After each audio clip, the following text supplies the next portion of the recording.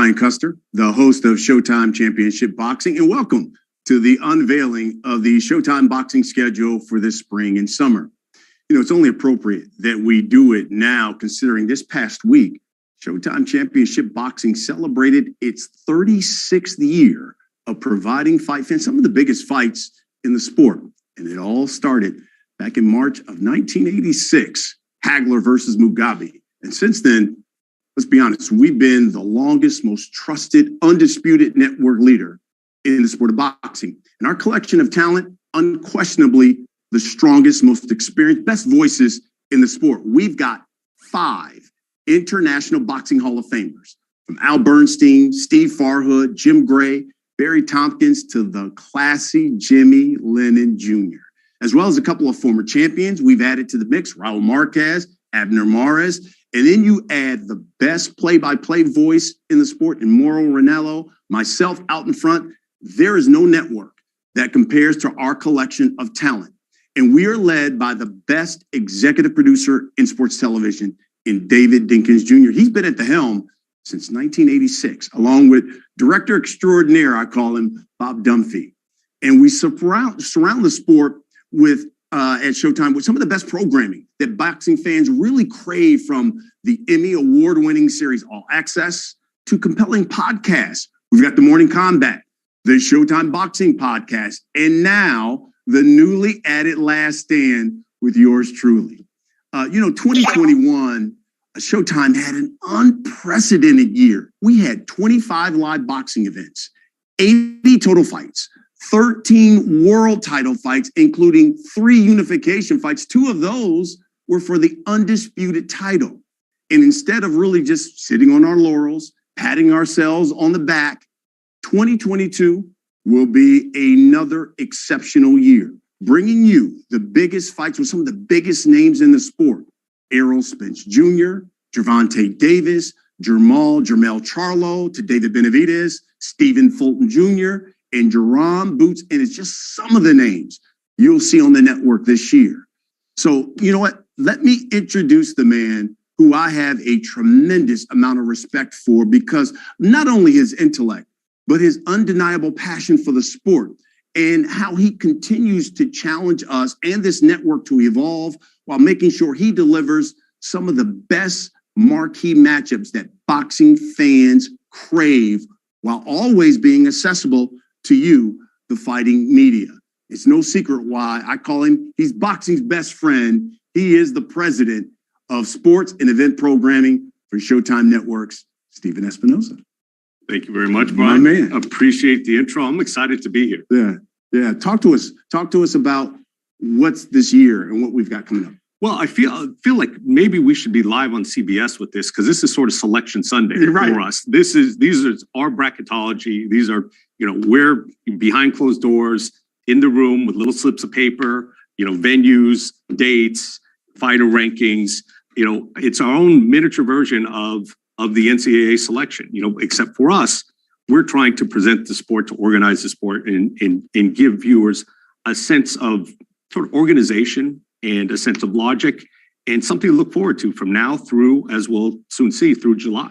In a sport that is so competitive, how big of a task is it to continue to deliver what we like to say a meaningful, high-stake fights that boxing fans want? Well, look, the sport is constantly evolving, constantly changing, and whether it's new talent or an upset, nothing ever stays the same. So the reality, we've got to be the same way and take the same approach. We had a great year last year. We can't sit on our laurels, because again, we are on a constant mission to serve the boxing public, to our viewers, do the best quality programming, the best fights that we possibly can, and to be cutting edge on the production. So look, that requires constant vigilance. And there are a number of networks who say, okay, we have a schedule, but we do it a little bit different. We always lay out a number of fights, and here, we're going to do this today. Talk to me about how hard is that to put something like this together? Look, it is challenging. It is difficult. It's like herding cats. I've used that analogy before. But the reality, it's completely worth it. I understand why not many other networks, and I don't think anyone does it the way we do. It is time consuming. It is sometimes tedious. But the reality is it's necessary. There is no other sport that just rolls out sort of 1 week at a time. If you imagine the NBA, the NFL, Major League Baseball saying, here's our schedule for June or July. No, let's roll it out and give people something to look forward to. Television programming is scripted. No network says, okay, we're going to give you a couple shows that we're going to premiere in September, and then we'll let you know about October, November. Now, look, sometimes that's the way the sport has to work. Yeah. But where possible, we want to do the extra work, go the extra mile, and provide something for fans to look forward to and for people to talk about. Well, I know, listen, this is what you guys want to know. You want to know about the schedule. So let's take a deep dive through this schedule. Folks, we've got really 9 events across 5 months featuring 21 undefeated fighters. And we're talking about 2 world championship unification bouts. Listen, one of those is for 3 of the belts. The other is for all 4 of those belts. In fact, in total, I'm talking about 7 world championship matches, 13 belts at stake. All of the top 6 154-pound fighters, you're going to see in action over the next 7 weeks.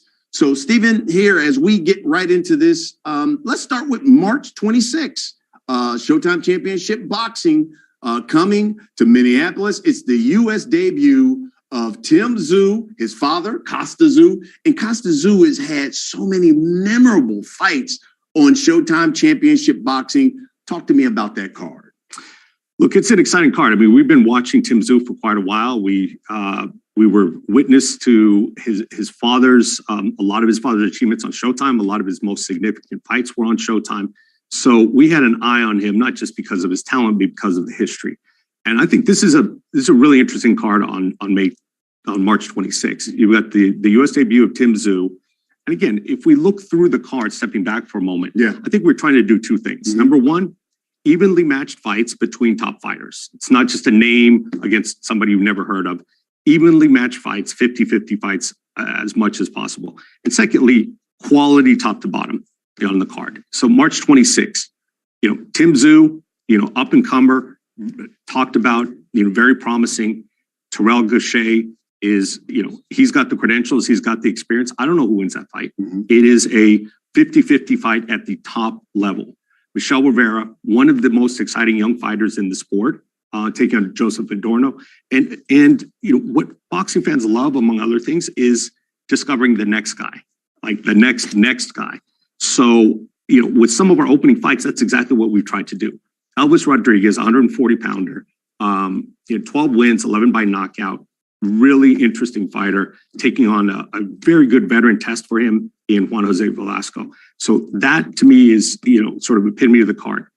Evenly matched, intriguing fights, meaningful fights, top to bottom. And for people who've seen Michelle Rivera, they know that he likes to call himself the new Muhammad Ali. He's got the look. He looks like a young Cassius Clay, Very much so. In the look, but an exciting fighter. The next following week, we go to April 9th.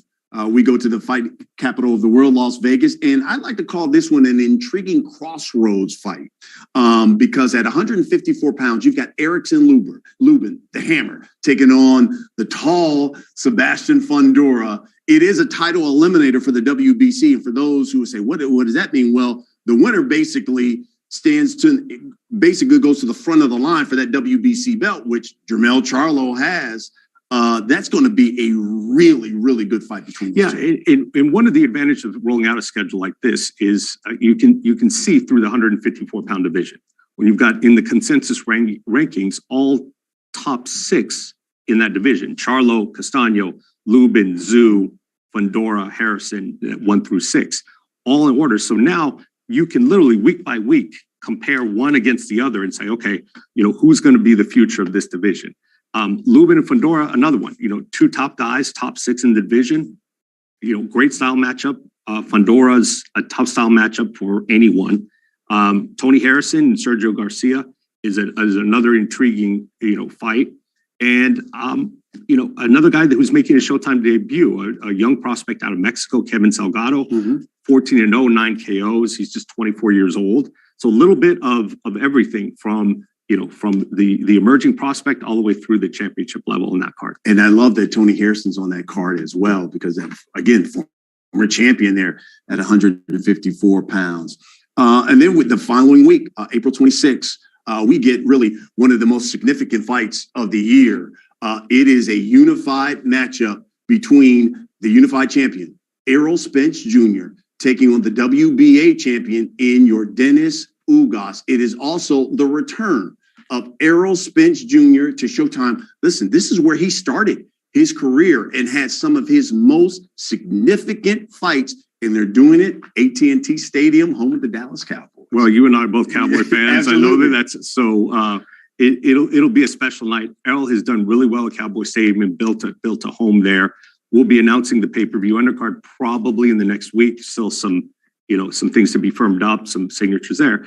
But look, it's as good a fight as you can get in the welterweight division. Yordenis Ugas has come on strong. From his career path, it's tough not to root for him, given what he's overcome. That breakthrough win, dominant win over Pacquiao. And then you've got Errol Spence, pound for pound, right up there. For my money, he's the best welterweight in the world right now. But that's a tough matchup for him in Ugas. Yeah, just the 16th unification fight in the Glamour division. Again, April 16th, there in Arlington, Texas. Okay, so then we move to May. And so we get to May 14th, Showtime Championship Boxing, and then we're going to go to Los Angeles. And we finally get the rematch of Jermell Charlo and Brian Custer. And this is for the undisputed title there at 154 pounds. Listen, we know that first fight was an all-action fight. This one is going to be exciting. And then even on that co-main of there, you get Jerome Boots Ennis on that card. That's going to be fun in Los Angeles. That's going to be a phenomenal card. It really is. And we're thrilled that we're able to keep this on Showtime. I think this is going to be the biggest non-pay-per-view card of the year. Certainly the most meaningful. It's an undisputed fight along with a really, really interesting and meaningful welterweight eliminator as the co-feature. A third fight's going to be added. I think, tickets for that fight are going to be hard to come by for sure. Yeah, you're right about that. And then, Boots Ennis is fighting Clayton, who we saw back in the days when we were there in Connecticut, and he got a draw in that fight. And there are a number of people who believe he won that fight. And Clayton's still unbeaten. That's going to be a really good step up. Big, strong young fighter. He is got really good amateur credentials. This is a good test for Ennis. People have been saying, look, it looks too easy when Boots is in the ring. Yeah. So we've been stepping up his competition. He's been meeting the challenge, and he's got a big challenge in Clayton. That's fantastic. Okay, so then the following week, May 21st, Showtime Championship Boxing comes at you from Arizona, basically the home state and hometown of David Benavidez. And David Benavidez is taking on David Lemieux. This is a really good fight there at 168. That's right. I mean, look, obviously, David's angling for one of the big fights, a super fight in the division. This is the next best thing. Two of the biggest punchers in that division. That's one where, I think the ref, can just take a coffee break for that fight. What those guys are going to do. There's not going to be a lot of movement. There's not going to be a lot of dancing. They're going to slug it out in the middle of the ring. And there on the undercard, again, we're highlighting another young prospect, Elvis Gomez, a Cuban 154-pounder, 5-0, 5 KOs, and highlight reel knockouts as part of that, taking on the veteran Jorge Cota. And that will be an all-action card. That's the goal there. And the interesting thing, I think, with Benavidez and Lemieux, especially with all the chatter that's going on surrounding Caleb Plant and Andre Durrell, it looks like that fight is basically going to be made, and maybe the winners of Durrell Plant, it seems, will finally be facing Benavidez Lemieux. Yeah, that's definitely one of the possibilities. I mean, look, as soon as we announce this one, we're on to August, September, October, November. Yeah. So, the reality is, we want to stay well ahead of the schedule and be able to start looking even further beyond July. That's fantastic. Okay, so then the following week on May 28th, Showtime pay-per-view. And I love this because we finally get to go to New York, Barclays Center. Brooklyn, New York, and it is the return of Gervonta Tank Davis, and he's taking on Rolly Romero. And look, this was a fight that was supposed to happen in the past, but these guys are going to finally get it on. By the way, this is going to be the first fight back at Barclays Center since March of 2020. It's been a long time since the Barclays Center has had some boxing. And not only you got Tank in New York, but this is the place where he won his first world title. Remember that Jose Pedraza fight that right? That was certainly a memorable fight. He was on the undercard there on a really great card. I think it was a Charlo headline fight, which, you know, in retrospect, you look back and you had Charlo and Tank on the same card at Barclays Center, phenomenal card. And, you know, coming back and headlining, we're thrilled to be back at Barclays Center. They're one of the strongest supporters of Showtime Boxing over the last 5-6 years. And I couldn't think of a better place for a fight like that. So then the following week, we get to June. It's Showtime Championship Boxing coming right back at you and right back to Minneapolis, the Armory. And we get Stephen Fulton Jr., the unified champion, and he's taking on Danny Roman. You know, Danny Roman has been begging for a big-time fight. He's the former unified champ. He's done nothing but win since he suffered that one loss. And now all of a sudden he gets in with the current unified champ, Stephen Fulton Jr. Right. And here we go again. Evenly matched fights between top tier fighters. And it doesn't get better. You know, that's one of, if you had to pick 2 or 3 favorites on this, at least for me personally, it's tough because there's so many good fights. But when you look at certain ones, you're like, there's just no way that this isn't an exciting fight. And this is one of those. With the style matchup between Fulton and Roman, the skill level of those two guys, 2 belts on the line, there's no way that that's not a fight of the year candidate. And then a couple of weeks later in June, Showtime Championship Boxing comes your way from Houston, Texas, the Toyota Center. And on Juneteenth, by the way, which is something that Jermall Charlo started doing just last year, said he wanted to continue to do that. Make it an annual thing to fight on Juneteenth, which is obviously very big there in Texas. He has his fight, Masij Sulecki. So talk to me about this fight, Charlo defending his title at 160. Yeah, you know, the reality is, you know, there's been a lot of discussion. I'm sure there'll be some questions when we get to the media portion of this about, you know, Charlo's journey to this fight, and happy to discuss those. But the reality is, you know, when a super fight like a Canelo versus Charlo fight falls apart, you just have to regroup, move to the next best thing, whether it's, you know, it's going to be Munguia or in this case, Sulecki. Sulecki is a proven contender, a veteran, only 2 losses to 2 of the best guys in the division, you know, in Danny Jacobs and Billy Joe Saunders. So, you know, this is, I know everybody wanted Canelo Charlo, and, you know, I still want that too. I know Jermall more than anybody wants that fight. But this is a really good alternative here, you know, and a quality test there in Houston. But before we move on, let me ask you about Munguia, because it seemed as if then Charlo Munguia was going to happen. Do you think Munguia and his team wanted that fight? I have no doubt that Munguia wants a fight. You know, first of all, I would never question the heart of a fighter, and certainly someone as accomplished as Munguia. But Munguia had a deal. He reached agreement. He had accepted the terms of the fight. So I have no doubt, you know, he negotiated out, accepted it, said, okay, I'm willing to participate in this fight in these terms. So for us, his part was done. He accepted the fight. You know, things broke down over networks and, you know, and Munguia's promoters request that we bring in another platform to collaborate with. And we can get into some of the details on that. But, you know, the reality, it just didn't make sense. We tried to make some concessions, you know, alternating, you know, we get the fight and, you know, Munguia's network can get the rematch. Ultimately, you know, that never got anywhere. And, you know, we weren't able to reach agreement. So we've got to move on and get Jermall the best available fight after that. And, you know, I think sometimes that's sad that sometimes in this sport, the promoters, when they get involved, you know, things go left. So we go to July and we're in the heart of the summer and we're in a great fighting city of San Antonio, Texas. And Mark Messiah, who we saw dethrone Gary Russell Jr. and take that featherweight title, the WBC featherweight title, gets his first title defense against the unbeaten Ray Vargas. You know, another one, I'd hate to keep going back to the well, but evenly matched fights among top tier fighters. Magsayo, brand new titleist, Ray Vargas, established veteran. I don't know how that fight's going to go. It's a 50-50 fight. And, that's what we set out to do. And I think we, without patting ourselves on the back too much, I think we achieved that. Top fighters fighting top fighters. Yeah, this is fantastic. I mean, you look at this here, and we've laid out here over the next basically, few months here, a number of high stakes, meaningful fights. I know there are people have umpteen questions for you.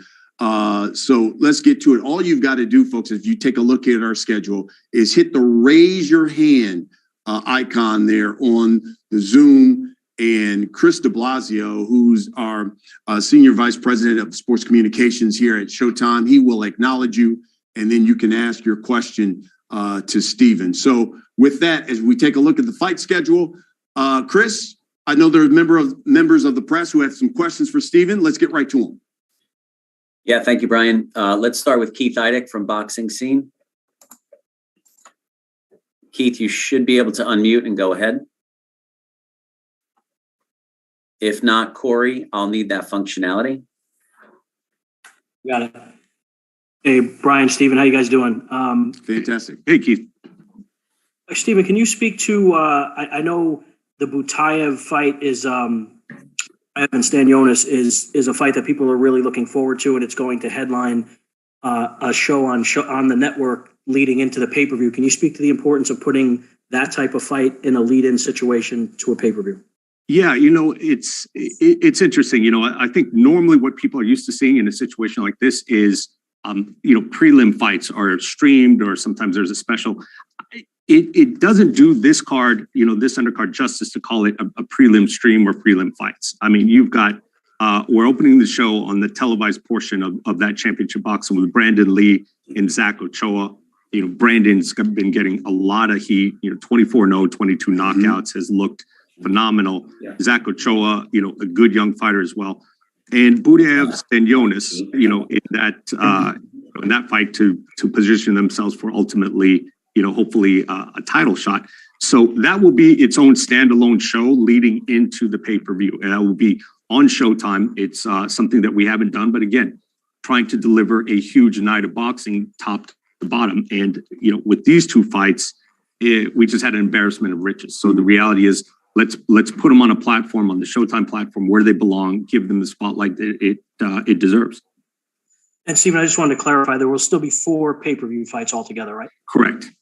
And those undercard fights will be announced probably next week. Thanks, guys. Next question.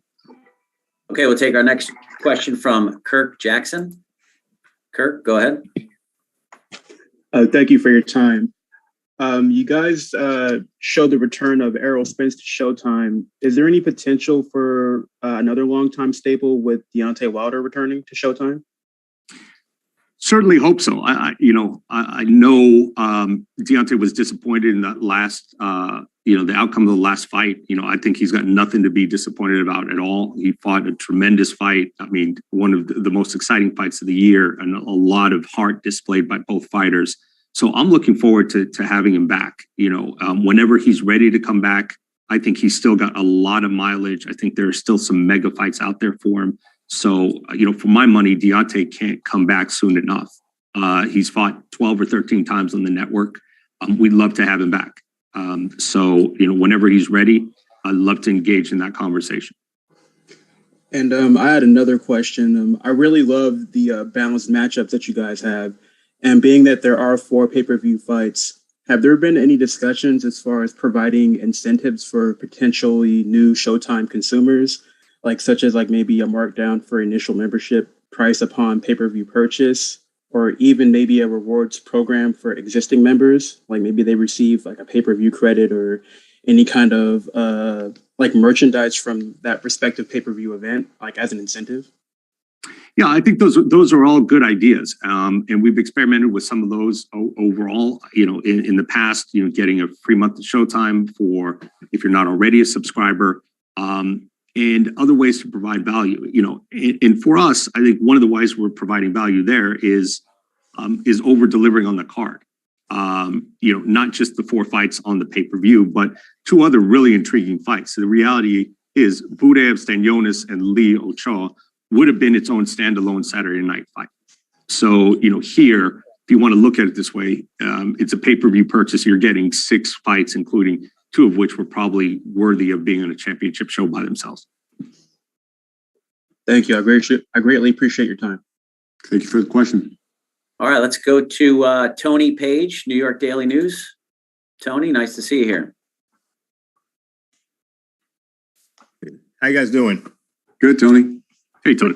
Just one question for you, Stephen. You have so many fighters, so many good fights. How hard is it making all these fights? It seems like you might not have enough dates. I mean, you could do a fight every weekend, it seems like.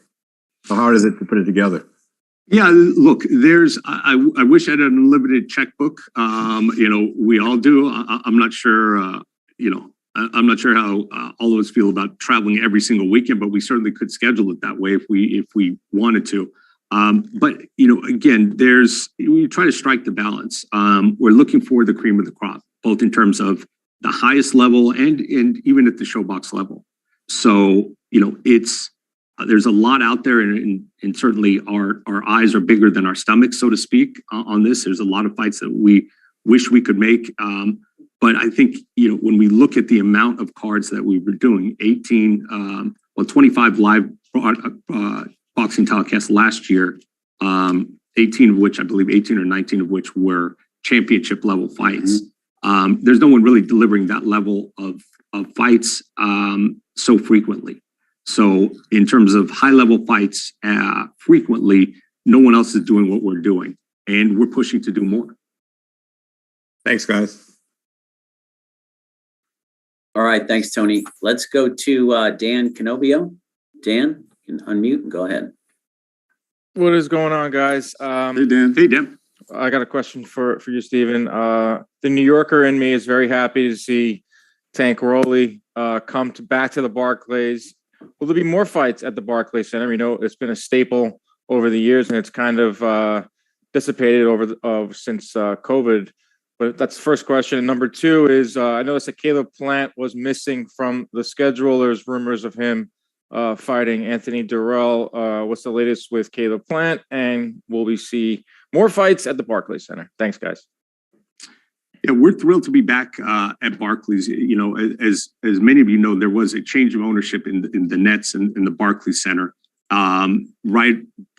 just pre-pandemic. So between the pandemic and change of ownership and a bunch of things going on with New York venues and the requirements to get in, it just wasn't the right time. On top of that, and this is an issue across the sport, we're still dealing with the sort of repercussions of the pandemic shutdown. And one of the things is every music act that had to shut down for 18 months is now on tour. So venues are really tough, and especially top tier venues. Staples Center, the Barclays Center, among the 2 busiest in the nation. Sometimes there'll be periods of 4, 5, 6 months where they don't have a single Saturday, or maybe only one single Saturday. I think in the first couple quarters of 2022. That March 19th Saturday date was the only date that they had available. So we'd love to be back there, more frequently. The Barclays Center in particular, Staples as well. But it's tough. There's a lot of demand there. But I think going in there and forming the relationship with the new ownership, letting them experience a high level, exciting event like we've been doing at the Barclays Center is the best way to get more fights at the Barclays Center going forward. And Caleb Plant. Oh, that's right. Caleb, again, this is by far not an exhaustive schedule. There are undercard fights, there are ShowBox fights. There's a lot more to be added. So, Caleb fought admirably in the Canelo fight. That was an exciting fight, and he certainly has nothing to be ashamed of. We're looking forward to having him back. He's not in the schedule for through June, but that doesn't mean that he won't be on our schedule in the fall. And whether it's Durrell or Benavidez or both, we look forward to have him back as well. Thank you. Okay, thanks, Dan. Let's go to Carlos Toro. Carlos, you're up. Thank you. Thanks so much for the time. First question, obviously, Stephen, you mentioned about making evenly matched fights for Showtime. And, one thing that I also noticed in recent years is how some of these big fights on Showtime also led to, other big and sometimes bigger fights for the network. So obviously when you're planning these fights and rolling out the schedule, how much sort of that long-term matchmaking sort of play a role? Like, for example, having Tim Tszyu and Terrell Gausha and the winner likely fighting the winner of Charlo-Castano next. So how much sort of that play a role when you're sort of making these fights and rolling out the schedule? It's a great point, and it's a very big role. And that's one of the advantages. Look, the Tszyu-Gausha fight is a big fight in itself.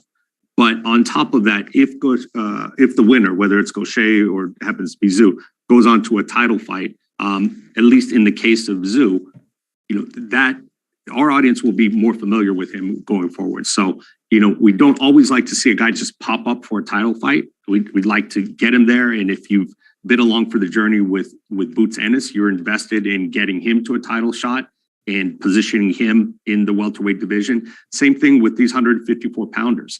I think it's a benefit to the sport when we can sort of show the path toward a title fight. Mm-hmm. It's not just, hey, here's a title fight, right? But you can see it coming, months in advance. The chess pieces moving around, and to be able to say, okay, I'm watching this fight and it's meaningful because the winner of this fight gets X or Y or Z.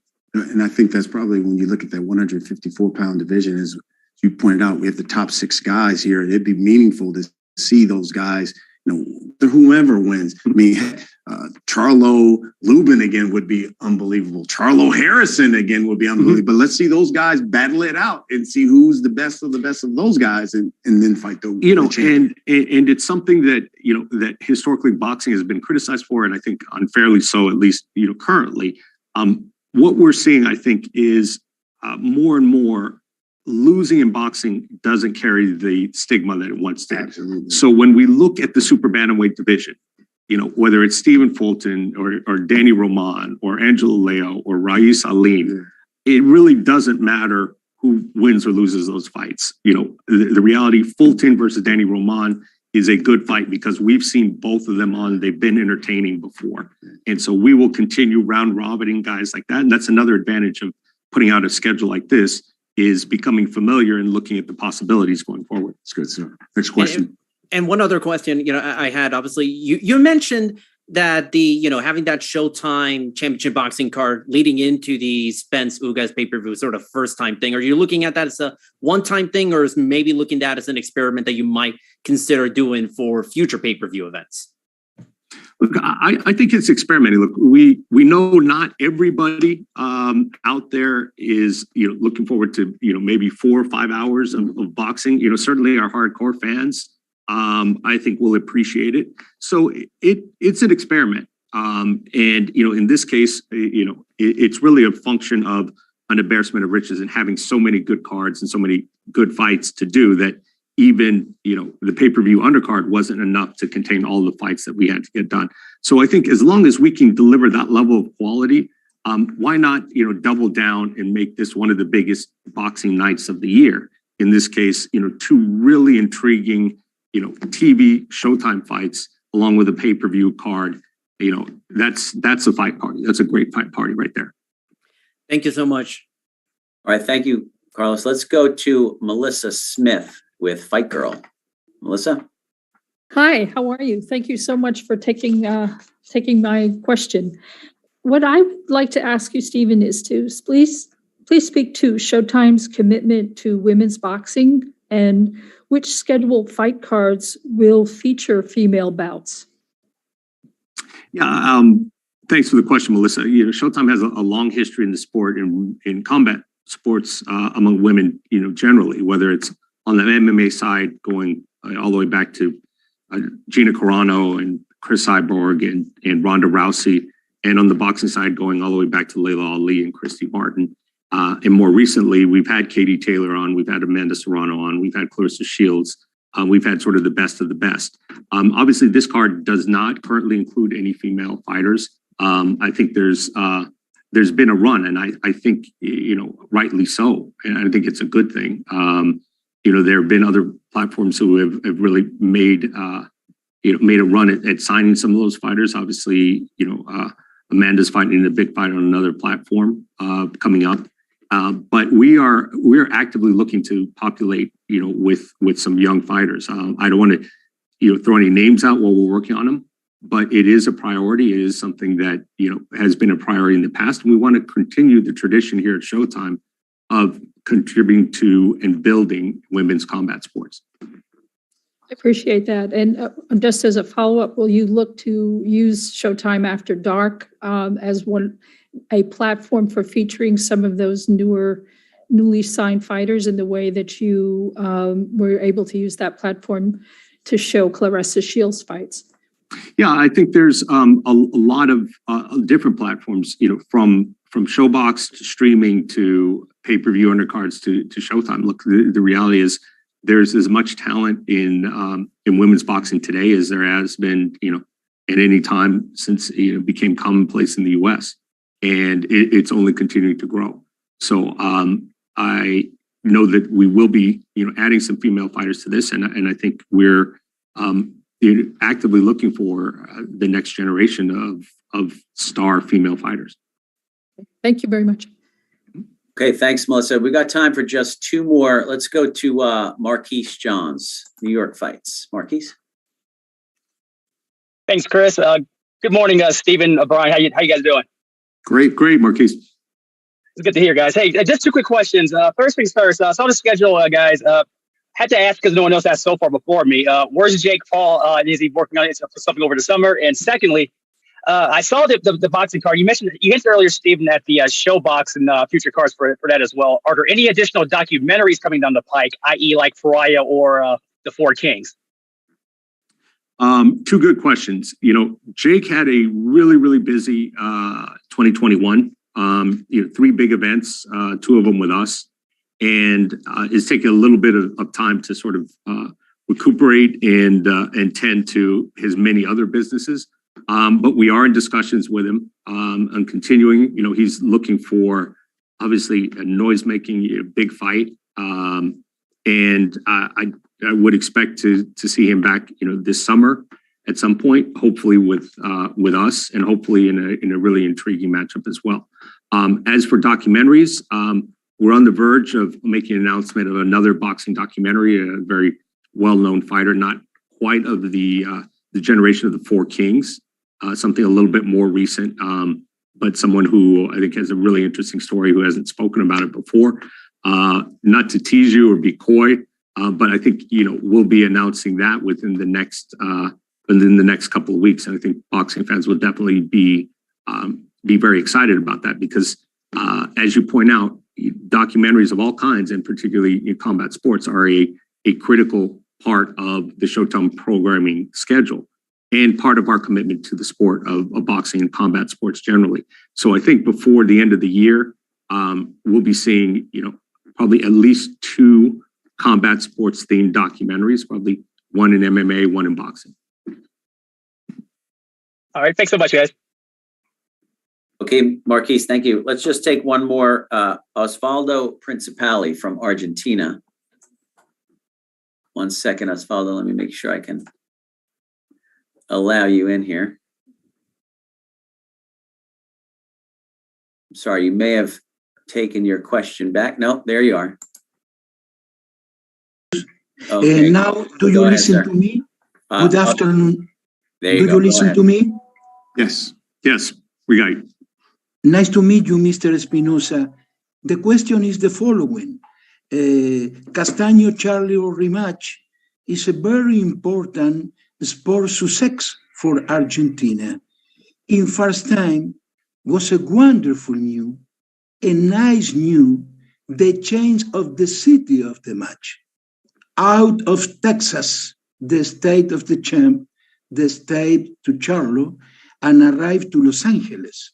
In Los Angeles lived the second population to Argentina in United States. In Los Angeles, trained Castaño in all career, and Los Angeles is one of the big United States city in the history, in the success to Argentine boxing. Castaño was happy with the change, but which was the position to Charlo? Was easy or difficult to Charlo accept this change of the city of the fight? Excuse my bad English. Oh, no, it was perfectly acceptable. I understood you completely. Look, most fighters, if not all fighters, love fighting at home and bringing a big, meaningful fight in front of their home crowd. But at the end of the day, it was not difficult. You know, Charlo was not nervous about taking this fight outside of Houston.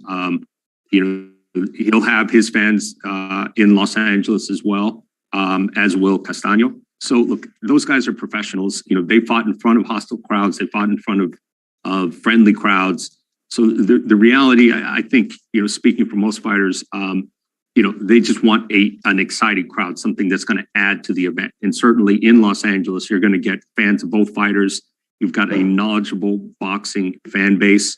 I think it couldn't be better. A fight of that magnitude deserves, a huge spotlight like the city of Los Angeles will give it. Fantastic. Thank you very much. Thank you. Thank you for your questions, and thank all of you for your questions. Stephen, before we wrap this up, just give you the floor here. Your final comments on this schedule, man. When I look at this, 9 events across 5 months. Yeah, and that's my response is like, take a deep breath. It's sort of like, okay, we were making tweaks to this as recently as about 11 p.m. Last night, rewriting the press release this morning. So it is an endeavor. And now, the reality is, we'll execute on these fights, but we get to work immediately on fleshing out from July forward. Because among everything else, our commitment here is to deliver the best possible fights to our subscribers, and that is something we've been doing for 36 years, as you pointed out in your open. And, we're here, we've been here, we're not going anywhere. We've got a proven business model. We know the sport, we present it better than anyone else. And we've got the passion and belief and the experience of the sport that this sport deserves. Folks, all you need to know, again, 9 events across 5 months, and you're going to see 7 world championship matches. 13 belts are going to be at stake. You're going to see all top 6 of the 154-pound fighters in the world in action across the next 7 weeks. It is going to be one heck of a schedule. In all, 21 undefeated fighters, 2 world championship unification bouts. One of those unification bouts are going to be for 3 of the belts in the welterweight division. The other, all 4 of the belts, undisputed there at 154. And we're going to kick it off next weekend, March 26th in Minneapolis. It's going to be a fun ride. We cannot wait to see you at the fights. For Stephen Espinoza, I'm Brian Custer. Thank you for watching.